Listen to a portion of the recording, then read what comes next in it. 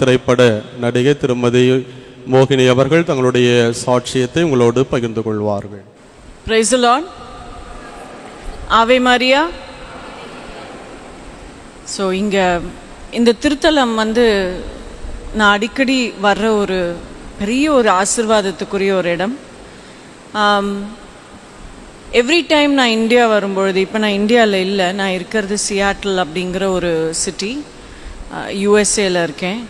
Every time நான் இங்கே வரும்போது இந்த திருத்தலத்துக்கு வர்றது எனக்கு ஒரு பழக்கமாயிருச்சு.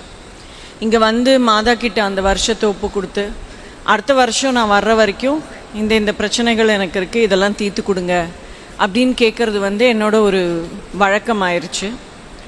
அண்ட் நான் இது வரைக்கும் நான் என்னென்னலாம் மாதா கிட்ட கேட்டிருக்கேனோ, என்னென்னலாம் அவங்களுடைய பரிந்துரை ஜபத்துக்கு நான் விண்ணப்பம் பண்ணேனோ, அது எல்லாத்துக்குமே எனக்கு ஆன்சர்ஸ் எப்பயுமே கிடைக்கும். நான் ஒரு பிராமண குடும்பத்திலிருந்து கத்தோலிக்க கிறிஸ்துவராக மாறினது எல்லாருக்குமே தெரியும். அப்படி நான் கத்தோலிக்க கிறிஸ்துவராக மாறும்பொழுது என்கிட்ட எல்லாரும் இன்னமும் சில டைம் கேட்கிற, ஆஃப்டர் 18 இயர்ஸ் 18-19 வருஷத்துக்கு அப்புறம் கூட கேட்குற ஒரு கேள்வி, ஏன் நீங்கள் கத்தோலிக்க திருச்சபையை நீங்கள் தேர்ந்தெடுத்தீங்க? அங்கே உண்மை இல்லையே, அங்கே சத்தியம் இல்லையே, ஏன் இப்படி மாதாவோட ஜபமாலையை கழுத்தில் போட்டு சுற்றுறீங்க? இந்த பக்கம் வந்துருங்க, இந்த திருச்சபைக்கு வந்துருங்க, இதுதான் உண்மையான திருச்சபை அப்படின்னு இன்னி வரைக்கும் நிறைய பேர் என்கிட்ட கேள்வி கேட்குறாங்க. அவங்கக்கிட்ட எல்லாம் நான் சொன்ன ஒரு பதில், நான் எந்த ஒரு காரியத்தை பண்ணாலும் முழுமையாக பண்ணணும் அப்படின்னு நினைப்பேன். தப்பு பண்ணாலும் அப்படி தான், ஃபுல்லாக தப்பு பண்ணி முடிச்சிடலாம் அப்படின்னு. அப்போ அந்த முழுமையான ஒரு கிறிஸ்துவம் எங்கே இருக்குது அப்படின்னு நான் தேடினப்போ எனக்கு கிடைச்சது கத்தோலிக்க திருச்சபை தான். ஆதியிலே வார்த்தை இருந்தது, அது தேவனாக மண்ணில் பிறந்தது. எப்படி தேவனாக மண்ணில் பிறந்ததுன்னு பார்த்தீங்கன்னா, மாதா மூலமாக தான் வந்தார். அப்போது மாதாவே இல்லாத ஒரு இடத்த ஒரு இல்லமாவோ, ஒரு கோவிலாவோ, ஒரு குடும்பமாவோ என்னால் பார்க்க முடியல. நற்கருணைநாதர் முழுமையாக இருக்கிற இந்த கோவில், கத்தோலிக்க கோவில் தான், இந்த திருச்சபை தான், இந்த இடத்துக்கு தான் நான் வரணும் அப்படின்னு நான் ஒரு முடிவு பண்ணேன். அடுத்து அவங்க கேட்குற கேள்வி, நீங்கள் இவ்வளோ படிச்சிருக்கீங்க, நீங்கள் ஏன் மாதாவினுடைய பரிந்துரை ஜபமெல்லாம் என்னென்னமோ சொல்கிறீங்க, இதெல்லாம் உங்களுக்கு நல்லா இருக்கா அப்படின்னு கேட்பாங்க. நான் சொல்வேன், இது எனக்கு சூப்பராக இருக்குது, ரொம்ப ரொம்ப நல்லா இருக்குன்னு சொல்வேன். அடுத்து அவங்க சொல்லுவாங்க, மாதா இறந்து போனவங்களில் ஒருத்தங்க, அவங்க மூலமாக எதுக்கு நீங்கள் ஜபம் பண்ணுறீங்க அப்படின்னு சொல்லுவாங்க. ஆதியில் நான் உண்மையான கடவுள் எங்கன்னு தேடின பொழுது, உண்மையான கடவுள் யாருன்னு தெரியாத பொழுது எனக்கு அறிமுகப்படுத்தப்பட்டவங்க மதர் மேரி.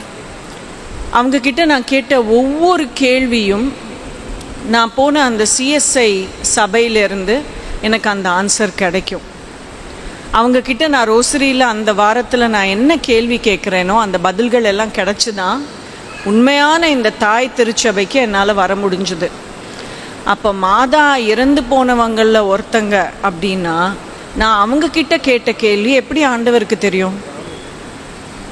மாதா சொர்க்கத்தில் ஆண்டவரினுடைய பக்கத்தில் இல்லை அப்படின்னா எப்படி அவங்க எனக்கு பரிந்துரை ஜபம் பண்ணி அவ்வளோ கரெக்டாக பதில்களை வாங்கி கொடுத்து இன்னி வரைக்கும் என்னை வழிநடத்திட்டு வர முடியும்? இன்றைக்கி நான் டொமினிக்கன் சபையை, அந்த 3ஆம் சபையை சார்ந்து அந்த 3ஆம் பிரிவினர்னு சொல்லுவாங்க, லைட்டி.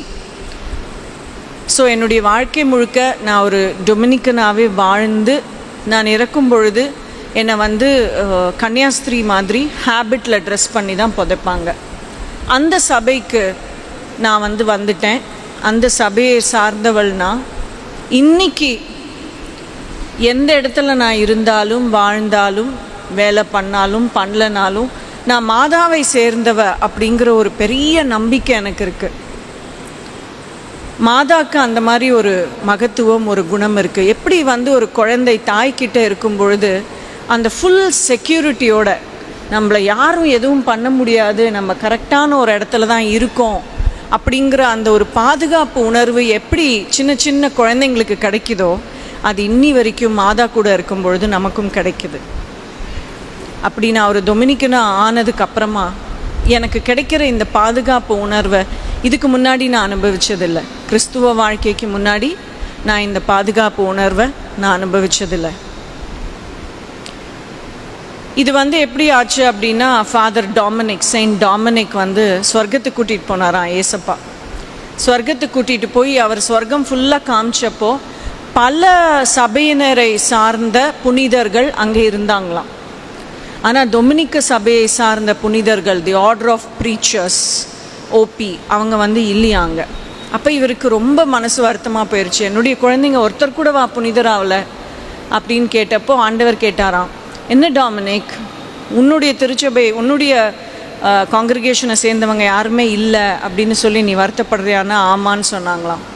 அப்போ இவர் திரும்பி, அம்மா நீங்கள் இங்கே வாங்க, எங்களுக்கு காமிங்க, இவருக்கு காமிங்க அப்படின்னு சொன்னாராம். அப்போ மாதாவினுடைய அந்த வெயிலை ஓப்பன் பண்ணும் பொழுது அந்த வெயிலுக்குள்ளே இருந்தாங்களாம் டொமினிக்க சபையை சார்ந்தவர்கள். அப்படி டொமினிக்க சபையை சார்ந்தவர்களை மட்டுமல்ல, இன்று இங்கு கூடியிருக்கும், உலகத்திலே கூடியிருக்கும் ஒவ்வொருவரையும் பாதுகாத்து பக்கத்துணையாக நின்று அவருக்கு பரிந்துரை ஜபம் செய்து அவருடைய ஆத்மா மட்டும் இல்லாமல் அவங்க மொத்த குடும்பத்தாருடைய ஆத்மாவில் யாருமே தொலைஞ்சு போகாமல் ஆண்டவர்கிட்ட கொண்டு போய் சேர்க்குற அந்த பெஸ்ட் இவாஞ்சலிஸ்ட், அதுதான் மாதா. நாங்கள் எல்லாரும் ஒரு சின்ன குரூப் ஆஃப் பீப்புள் எங்களுடைய சர்ச்சில், எங்களுடைய பங்கில் நாங்கள் ப்ரேயர் மினிஸ்ட்ரி, மற்றவங்களுக்கு எப்படி ப்ரேயர் பண்ணணும் அப்படிங்கிறத படித்து நாங்கள் ஒரு குரூப்பாக, ஒரு ப்ரேயர் மினிஸ்டர்ஸாக மற்றவங்களுக்காக நாங்கள் ப்ரேயர் பண்ணிகிட்ருக்கோம். அப்போ அந்த ப்ரேயர் மினிஸ்ட்ரி கற்றுக்கும் பொழுது இந்த பேயோட்டுற விஷயங்கள் பற்றியெல்லாம் நிறைய சொல்லிக் கொடுப்பாங்க எங்களுக்கு. அப்போ அதில் இந்த உலகத்திலேயே ரொம்ப கஷ்டமான ஒரு 2 விஷயங்கள், 2 குழந்தைங்களுக்கு பேயோட்டுற விஷயங்கள் நடந்திருக்கு. அப்போது அது அந்த பேய் சாதாரணத்தில் போகவே இல்லையா, 2 குழந்தைங்களுக்குமே அந்த பேய் சாதாரணமாக போகவே இல்லையா. இந்த 2 ஃபாதர்ஸும் பல நாட்களுக்கு அப்புறம் ராத்திரி பகல்னு பார்த்து இவங்களால ஒன்றும் பண்ண முடியாமல் இவங்க ரொம்ப சோர்ந்து போயிருக்கும் பொழுது இவங்க 2 பேருமே வேறு வேறு இடத்துல இருந்தவங்க, பல ஒரு 100கணக்கான வருஷங்கள் கழித்து ஒருத்தருடைய எக்ஸார்சிசம் முடிஞ்சு 100-150 வருஷங்கள் கழித்து இன்னொருத்தருக்கு நடந்திருக்கு. ஆனால் இவங்க 2 பேரும் பண்ணின ஒரே ஒரு ஒத்துமையான விஷயம் என்னன்னா, மாதாவே எங்களால் முடியல, நீங்கள் வாங்க ஹெல்ப்புக்குன்னு கூப்பிட்டாங்களாம். மாதாவே எங்களால் முடியல, இந்த குழந்தைங்களை எங்களால் விடுதலை செய்ய முடியல, நாங்கள் ப்ரே பண்ணி சோர்ந்து போயிட்டோம். ஆண்டவருடைய முதன்மையான சீடன் நீங்கள் தான். The first disciple of the lord mother Mary தான். முதல்ல ஞானஸ்நானம் கிடைச்சதுலேருந்து, முதல் கன்ஃபெஷன்லேருந்து, முதல்ல ஆண்டவருடைய திருவுடலை ஃபர்ஸ்ட் ஹோலி கம்யூனியனை ரிசீவ் பண்ணதுலேருந்து, ஃபர்ஸ்ட் கன்ஃபர்மேஷன்லேருந்து, ஃபர்ஸ்ட் ஹோலி ஆர்டர்ஸ்லேருந்து எல்லாத்துலேயும் அவங்களுக்கு தான் முதல்ல கிடச்சிருக்கு. நம்மெல்லாம் இறந்து போய் 2ஆம் வருகைக்கு அப்புறமா தான் மேலே போவோங்கிற ப்ராமிஸ் இருக்கு. ஆனால் அவங்களுக்கு ஏற்கனவே நடந்தாச்சு. தி அசம்ஷன் விண்ணேற்பு விழா கொஞ்ச நாளைக்கு முன்னாடி கொண்டாடணும், ஆகஸ்ட் 15. அப்போ இவங்க கூப்பிட்டுட்டாங்க, மாதாவே எங்களால் முடியல, நீங்கள் வாங்க அப்படின்னு சொல்லிட்டு. மாதாவை கூப்பிட்டோன்னே அந்த பேய் பிடிச்ச குழந்தைங்களுக்குள்ளே இருந்த அந்த ஆவிகள், அந்த பிசாசுகள்லாம் அலற ஆரம்பிச்சிருச்சான். அவங்கள மட்டும் கூப்பிடாதீங்க, அவங்கள மட்டும் கூப்பிடாதீங்கன்னு கெஞ்ச ஆரம்பிச்சிருச்சான். அப்போ இந்த 2 பாதிரியார்களுக்குமே ரொம்ப ஒரு ஆச்சரியமாக இருந்துதான். ஆண்டவரை கூப்பிட்றோம், மிகாவேல் கூப்பிட்றோம், மாதாவை கூப்பிட்டா மட்டும் இப்படி அலறுதுங்களே எப்படி அப்படின்னு சொல்லி.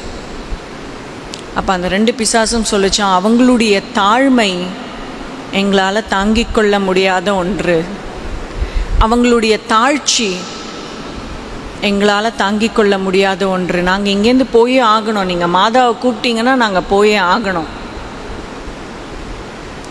அப்போ இந்த அளவுக்கு அவங்களுடைய பவர் எப்படி அவங்களுக்கு வந்ததுன்னா, இறைவன் கொடுத்த ஒரு மிகப்பெரிய வரம் அவங்களுக்கு இல்லை, நமக்கு ஆண்டவர் கொடுத்த மிகப்பெரிய வரம் மாதா. அவங்களுடைய தாழ்ச்சி தான் இன்றைக்கி நம்மளுடைய கவசம். அப்போ எங்களுடைய ப்ரேயர் மினிஸ்ட்ரியில் எங்களுக்கு சில பேருக்கு குணம் கிடைக்காத பொழுது, அவங்களுடைய பிரச்சனை தீராத பொழுது நாங்கள் பண்ணுற ஒரு பெரிய விஷயமும் என்னன்னு பார்த்தீங்கன்னா, மாதாவை கூப்பிட்டுடுவோம்.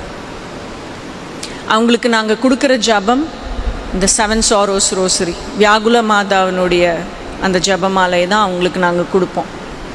30 நாட்கள் இந்த ஜபமாலையை சொல்லிவிட்டு எங்ககிட்ட நீங்கள் வாங்க, அதுக்கப்புறம் நாங்கள் மறுபடியும் ப்ரே பண்ணுறோன்னு சொல்லிட்டு, எப்பேற்பட்ட ஒரு பாவத்தின் கட்டுப்பாட்டுக்குள்ளே அவங்க இருந்தாலும், எப்பேற்பட்ட பிசாசினுடைய கட்டுப்பாட்டில் அவங்க இருந்தாலும், அந்த ஜபமாலையை அவங்க 30 நாட்கள் சொல்லிவிட்டு அவங்க எங்ககிட்ட வரும் பொழுது ஈஸியாக அவங்களுக்கு ஒரு விடுதலையை எங்களால் வாங்கி கொடுக்க முடியுது.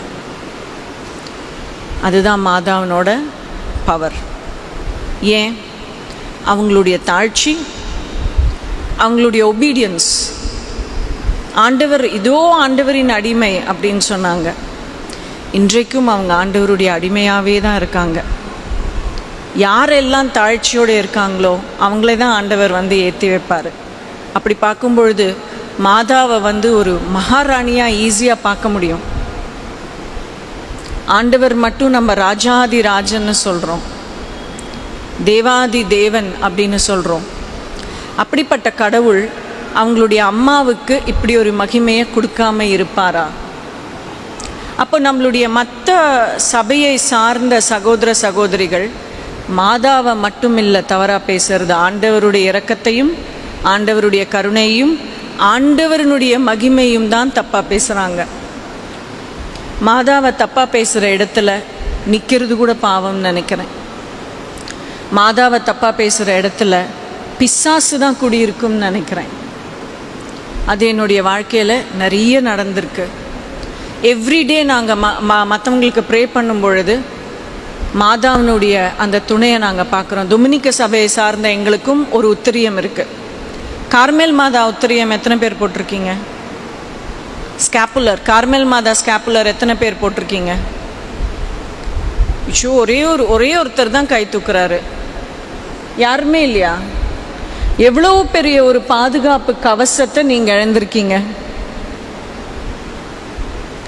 அது வந்து ஒரு நன்னோட ஹேபிட்டுக்கு, ஒரு ஃபாதரோட கசக்குக்கு ஒப்பான ஒரு விஷயம். அந்த மாதிரி எங்களுக்கு ஒரு உத்திரியம் இருக்குது வெள்ளை கலரில். அது சில டைம் நான் போட மறந்து போய் நான் ப்ரேயர் மினிஸ்ட்ரிக்கு போனேன்னா எனக்கு மாதா ஞாபகம் பண்ணுவாங்க. போ, நீ என்ன சார்ந்தவ, போ, உன்னுடைய சபையை சார்ந்த அந்த உத்திரியத்தை போட்டுக்கிட்டு நீ போய் ப்ரே பண்ணு. என்னுடைய ஆடை உன் மேலே இருக்கும் பொழுது எந்த பிசாசும் உன்னை ஒன்றும் பண்ண முடியாது அப்படின்னு சொல்லி எனக்கு சொல்லி தருவாங்க. அப்போது அவங்க ஆண்டவருக்கு மட்டும் அன்னை இல்லை, நமக்கும் அன்னை. அழகாக சொல்லி தருவாங்க. இன்றைக்கி ஒரு சனிக்கிழமை மாதாவோட பர்த்டே, நேட்டிவிட்டி வரப்போகுது. இன்றைக்கி நீங்கள் எல்லாரும் கூடியிருக்கீங்க. உங்களுடைய லைஃப்பில் எவ்வளவோ விஷயங்கள் நடந்துகிட்டு இருக்கும். சிலது நல்லதாக இருக்கும், சிலது நல்லது இல்லாமல் இருக்கும். இன்றைக்கி உங்களுடைய லைஃப்பை மாதா கிட்ட ஒப்பு கொடுங்க. மாதா கிட்ட கொடுத்த எந்த காரியமும் சோடை போனது கிடையாது. இறந்து போகிறதுக்கு இருந்த என்ன உயிர் பிச்சை கொடுத்து ஆண்டவரோட சேர்த்து வச்சது மாதா தான்.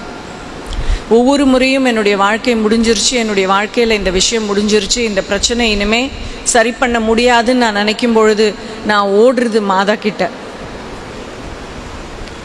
ஒவ்வொரு முறையும் நான் போன பாதைகளை வந்து சீரமைச்சு அதில் இருக்கிற கல், மண், முள் எல்லாத்தையும் எடுத்து போட்டு ஆண்டவர்கிட்ட என்னை கொண்டு போய் சேர்க்கறது மாதா தான்.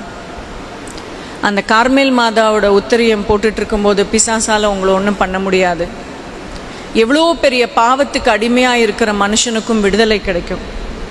இனி பாவம் பண்ணக்கூடாது அப்படிங்கிற அந்த எண்ணம் பிறக்கும். அவங்க இறந்து போகும் பொழுது 9 நாட்களுக்கு மேலே அவங்க பகேட்ரியில் இருக்க மாட்டாங்க. உத்தரிப்பு ஸ்தலம், அவங்க அங்கே இருக்க மாட்டாங்க. இது எல்லாமே நமக்கு கிடைச்சிருக்கிறது மாதாவினுடைய பரிந்துரை ஜபத்தினால. அவங்கள நம்பி வந்த ஒரு குழந்தையும் கெட்டு போனதா சரித்திரமே இல்லை, விட்டு போனதா சரித்திரமே இல்லை. இன்னைக்கு எத்தனையோ பேர் நம்ம இங்கே வந்திருக்கோம். நானும் குறையோடு தான் வந்திருக்கேன், நீங்களும் குறையோடு தான் வந்திருக்கீங்க. நான் மாதா கிட்ட போய் ஒப்பு கொடுத்துட்டேன். அம்மா, இனி அடுத்த முறை, அடுத்த வருஷம் நான் உங்களை சந்திக்கிற வரைக்கும் நீங்கள் என் லைஃப்பை மேனேஜ் பண்ணுங்கள், நீங்கள் என் பிரச்சனையை சரி பண்ணுங்கள், நீங்கள் எல்லாத்தையும் டிசைட் பண்ணுங்கள், நீங்கள் முடிவெடுங்க, நான் என்ன பண்ணுன்னு சொல்லுங்கள், நான் பண்ணுறேன். அதே மாதிரி நீங்கள் ஒவ்வொருத்தரும் இன்னைக்கு இப்போ ஒப்பு கொடுங்க. அடுத்த முறை நான் இல்லை சாட்சி நீங்கள் வந்து சொல்லுவீங்க. Praise the Lord. ஆவே மரியா, ஆவே மரியா, ஆவே மரியா. காஸ்பலில் நியூ டெஸ்டமெண்ட் புதிய ஏற்பாடில் ஹல்லேலூயாக்கு முன்னாடி வர்ற ஒரு விஷயம் வந்து ஆவே மரியா. ஆவே மரியான்னு எந்த இடத்துல நம்ம ஓங்கி சொல்லிக்கிட்டே இருக்கோமோ, எனக்கு ரொம்ப பிரச்சனை ஜாஸ்தி ஆகிடுச்சுன்னா நான் ஜபமாலை எடுத்து ஆவே மரியான்னு 1000 வாட்டி சொல்கிற ஒரு பழக்கத்தை ஒரு சகோதரிக்கிட்டேருந்து நான் கற்றுக்கிட்டேன். போன வருஷம் வரும்பொழுது ப்ரேயரே பண்ண முடியாது, தலைக்கு மேலே பிரச்சனை போயிட்டுருக்கு, டென்ஷன் போயிட்டுருக்குன்னு சொல்லும்போது இந்த வெறும் ஆவே மரியா 1000 வாட்டி சொல்வேன். 20-25 நிமிஷத்துக்கு மேலே ஆகாது. மாதா அங்கே வந்து நின்று எனக்கு ஒவ்வொரு முறையும் உதவி பண்ணியிருக்காங்க, உங்களுக்கும் பண்ணுவாங்க. உங்களுடைய வீடுகளில் ஆவே மரியா உரத்து ஒலிக்கட்டும், பின்னாடியே ஹல்லேலூயா வரும். மாதவா வரவேற்று மாதாக்குரிய இடத்தை நீங்கள் கொடுத்து பாருங்க. குழந்தை இயேசுவா வந்து உங்களுடைய குலத்தை காக்கிற இயேசுவா ஆண்டவர் வருவார். ஆண்டவரை நம்பினோர் கைவிடப்படார். முதல்ல மாதாவை கூப்பிடுங்க. சுவைத்து பாருங்கள் கர்த்தர் நல்லவர் என்று அப்படிங்கிற அந்த வசனத்துக்கு ஏற்ற மாதிரி நம்மளால் சுவைத்து பார்த்து கர்த்தவர் நல்லவர் என்று இந்த இடத்துக்கு வந்து சாட்சி கூற முடியும். இது ஒரு பெரிய அருமையான பொக்கிஷமான ஒரு இடம். இங்கே வர்றது நான் ஒரு பெரிய ஒரு பேராக நினைக்கிறேன். இது ஒரு தாய் வீடு மாதிரி ஆயிடுச்சு எனக்கு. வில்லியனூர் மாதா பற்றி முன்னாடி எனக்கு தெரியாது, இப்போ தான் ஒரு 4-5 இயர்ஸாக தெரியும். இது ஒரு தாய் வீடு மறு வீடு மாதிரி ஆயிடுச்சு எனக்கு. ஸோ எனக்கு ஹெல்ப் பண்ணுற இவங்க, என்னை காப்பாற்றுற இவங்க உங்கள் ஒவ்வொருத்தரையும் காப்பாற்றுவாங்க. கட்டியமாக பிடிச்சிக்கோங்க, விடமாட்டேன்னு சொல்லுங்கள். ஏசப்பாவை கைப்பிடிச்சு கூட்டிகிட்டு வருவாங்களோ காதை திருகி கூட்டிகிட்டு வருவாங்களோ எனக்கு தெரியாது, ஆனால் கூட்டிகிட்டு வருவாங்க. Praise the Lord. Thank you so much. Thank you so much father. Thank you so much brother Justin. பாரம்பரிய கிறிஸ்தவர்கள் என்று மாறி தட்டி சொல்லிக்கொள்ளக்கூடிய நம்மை விட வெறும் 18 ஆண்டுகள் இந்த ஆண்டவரோடும் அன்னையோடும் ஒருமித்த ஒரு வாழ்க்கையை வாழ்ந்து உயர்வான தன்னுடைய அந்த சாட்சியத்தை நம்மோடு பகிர்ந்து கொண்டிருக்கிறார்கள். அவர்கள் தொடாத சப்ஜெக்டே கிடையாது. மாதாவாக இருக்கட்டும், இறை வார்த்தை, திருச்சபை, நம்முடைய பாரம்பரியம், இன்னும் நம்முடைய மறு உலக வாழ்வு, எல்லாவற்றையுமே அவர்கள் அலசி ஆராய்ந்து இந்த டொமினிக்கன் அந்த 3ஆம் சபையிலே ஒரு உறுப்பினராக நல்ல ஒரு சாட்சியாக இருந்து கொண்டிருக்கிற அந்த சகோதரிக்கும் அவருடைய